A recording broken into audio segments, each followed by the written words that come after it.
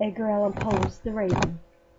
Once upon a midnight dream, while I pondered weak and weary over many a quaint and curious volume of forgotten lore, while I nodded, nearly napping, suddenly there came a tapping, as of someone gently rapping at my chamber door.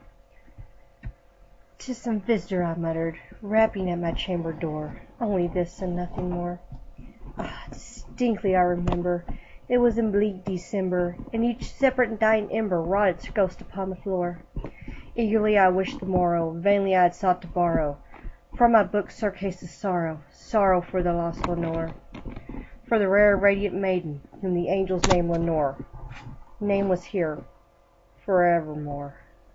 And the silken, sad, and certain rustling of each purple curtain thrilled me, filled me with fantastic terrors never felt before, so that now, to still the beating of my heart, I stood repeating, "'Tis some visitor entreating entrance at my chamber door, some late night visitor entreating entrance at my chamber door. This is it, and nothing more." Presently my soul grew stronger, hesitating then no longer. "Sir," said I, "or madam, truly your forgiveness I implore, but the fact is I was napping, and so gently you came rapping, and so faintly you came tapping at my chamber door, that I scarce was sure I heard you. Here I opened wide the door. Darkness there, and nothing more. Deep into that darkness peering, long I stood there wondering, fearing, doubting, dreaming dreams no mortal ever dared to dream before. But the silence was unbroken, and the stillness gave no token, and the only word there spoken was the whispered word Lenore. This I whispered, and an echo murmured back the word Lenore. Merely this, and nothing more. Back into the chamber turning, all my soul within me burning, soon again I heard a tapping, something louder than before. "Surely," said I, "surely that is something at my window's lattice. Let me see, then, what thereat is, and this mystery explore. Let my heart be still a moment, and this mystery explore. 'Tis the wind and nothing more." Open here I flung the shutter, when with many a flirt and flutter in there stepped a stately raven of the stately days of yore. Not the least obeisance made he, not a minute stopped or stayed he, but with mine lord or lady perched above my chamber door, perched upon a bust of Pallas just above my chamber door, perched and sat, and nothing more. Then this ebony bird beguiling my sad fancy into smiling, by the grave and stern decorum of the countenance it wore. "Though thy crest be short and shaving, thou," I said, "art sure no craven. Ghastly grim and ancient raven, wandering from the nightly shore, tell me what thy lordly name is on the night's Plutonian shore." Quoth the raven, "Nevermore." Much I marvelled this ungainly fowl to hear discourse so plainly, though its answer little meaning, little relevancy bore.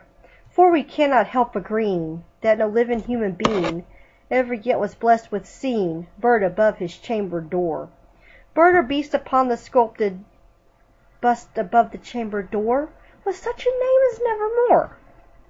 But the raven sitting lonely on that placid bust spake only that one word, as if his soul in that one word he did outpour.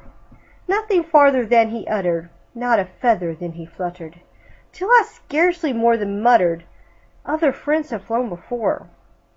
On the morrow he will leave me, as my hopes have flown before." Then the bird said, "Nevermore." Started at the stillness broken by reply so aptly spoken, "Doubtless," said I, "what it utters is its only stock and store, caught from some unhappy master, whom unmercifully disaster followed fast and followed faster, till his songs one burden bore, till the dirges of his hope that melancholy burden bore, of nevermore." But the raven still beguiling all my sad soul into smiling, straight I willed a cushioned seat in front of the bird busting door. Then upon the velvet sinking, I betook myself to linking fancy unto fancy, thinking what this ominous bird of yore, what this grim, ungainly, ghastly, gaunt, and ominous bird of yore meant in croaking "Nevermore." This I sat engaged in guessing, but no syllable expressing, to the fowl whose fiery eyes now burned into my bosom's core, On this cushion's velvet lining that lamplight gloated over, but whose velvet lining with the lamplight gloating over, she shall press on nevermore. Then methought the air grew denser, perfumed from an unseen censer, swum by seraphim whose footfalls tinkled on the tufted floor. Wretch, I cried, thy God hath lent thee, by these angels he hath sent thee, respite, and nepenthe from the memories of Lenore. Quaff, oh quaff this kind nepenthe, and forget this lost Lenore. Quoth the raven, nevermore. Prophet, said I, thing of evil, prophet still if bird or devil, whether tempter sent, or whether tempest tossed thee here ashore.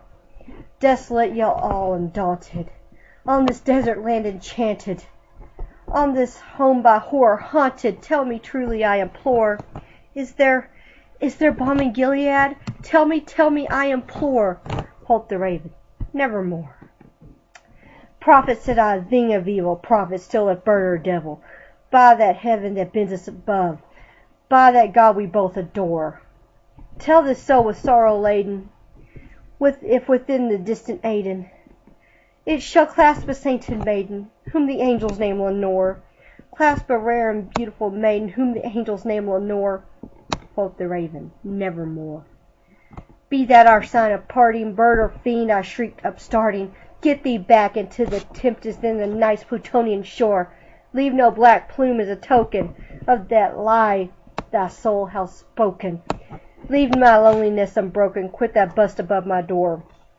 Take that beat from out my heart, take that form from off my door.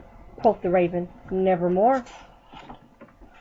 And the raven, never flitting, still is sitting on the pallid bust of Pallas just above my chamber door.